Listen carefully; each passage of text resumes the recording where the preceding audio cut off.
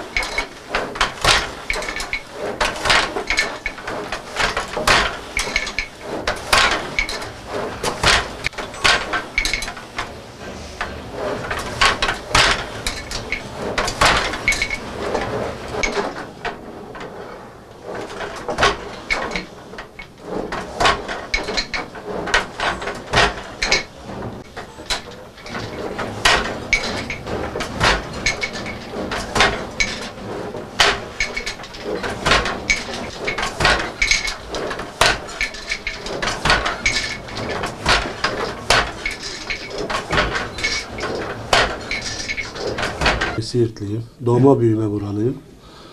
Bu sanata da yaklaşık 15 yaşından beri bu işin içindeyim. 45 yaşındayım. 30 yıldır bu işi yapıyorum. İşlerimiz aslında daha önce çok güzeldi. İnanın gelip diyorlardı bize memur olmak istiyorsanız yapalım, olmuyorduk. Eskiden bayağı güzeldi. Yani bir memurun alacağından 2 kat daha fazla belki kazanıyorduk. Hayatın şartlarına göre artık değişti. Şu anda milletin alım gücü de azaldı herhalde. Bu pandemiden dolayı da biraz yabancı kesimi gelmediği için haliyle zorluk çekiyoruz. İnanın bazılarımız şu anda, ben dahil, burası vakfiyeye ait bir mülkiyettir. Kiralarımızı ödeyemiyoruz. Yani eğer şahsi olsaylardı çoktan bizi çıkarmışlardı buradan. Kiralarımızı ödeyemiyoruz. Kira fazla olmamasına rağmen. Haliyle zor durumdayız yani. Korona sizi çok mu etkiledi bu virüs? Çok, hem de çok etkiledi. Çünkü yabancı üzerine olan bir meslek. Yerlisi zaten biliyor, daha önce almış. Yabancı üzerine, yabancı da gelmese, dolaşmasa, memurudur, askeridir, polisidir. Asker de inmiyor çarşıya. Keşke onu da bıraksalardı, inseydi askerde. En azından bir nebze olsun rahatlayacaktı. Haliyle yabancı gelmediği zaman direkt bize yansıyor. Evliyim, 6 çocuk sahibiyim. 5 kız, bir erkek. Hepsi okuyor. Hepsi okuyor ama artık şu anda EBA yüzünden, yani tablet alamadığımız için çocuklara çoğu biri dersini yapıyor, öteki yapamıyor. O durumda yani.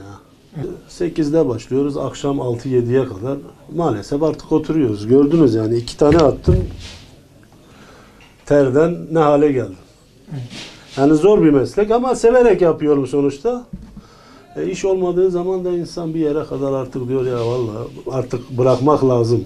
Bırakıp başka bir iş de yapamıyoruz bu saatten sonra. 45 yaşındayım. Yapabilecek, inan asgari ücret elime geçse çalışırım, bırakırım. Yani 40-30 yıllık esnafım, ustayım.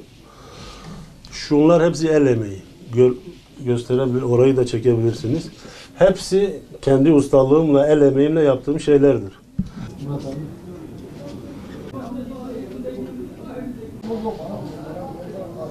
Bu esnafa bir yardım yapılması lazım artık yani. Özellikle bu sanat üzerine. Gerçi vergiden muaf olmuşuz.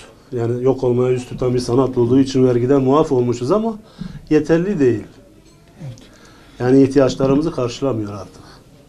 Yani Siirt şu anda bu meslek Türkiye'de herhalde 2 yerde yapılıyor.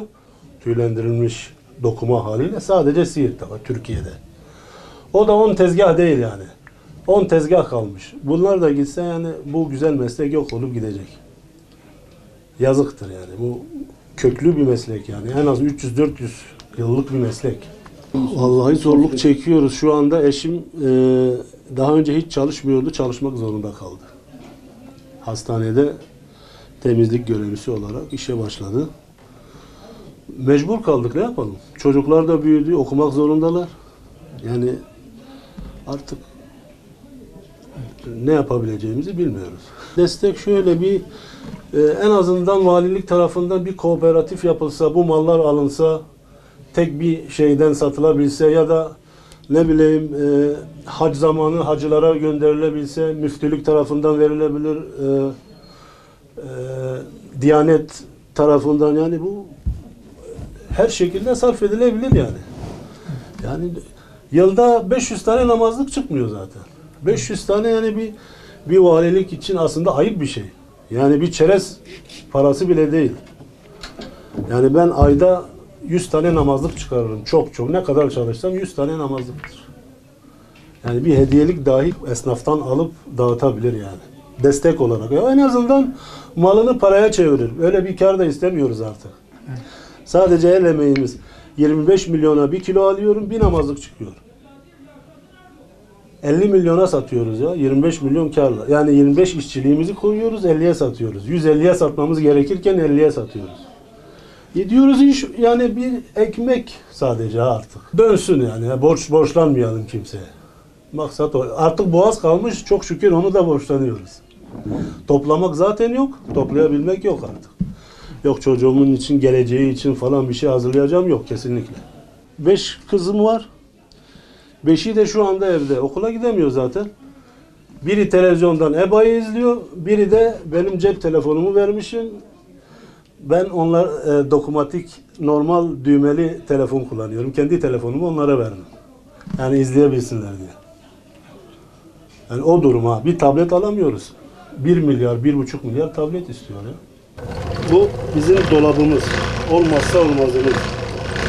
Bütün tiftiklerimizi Mekke'ye hazırlamak için maturalarımızı bu şekilde dolduruyoruz. Şu şekilde ham maddemiz bu.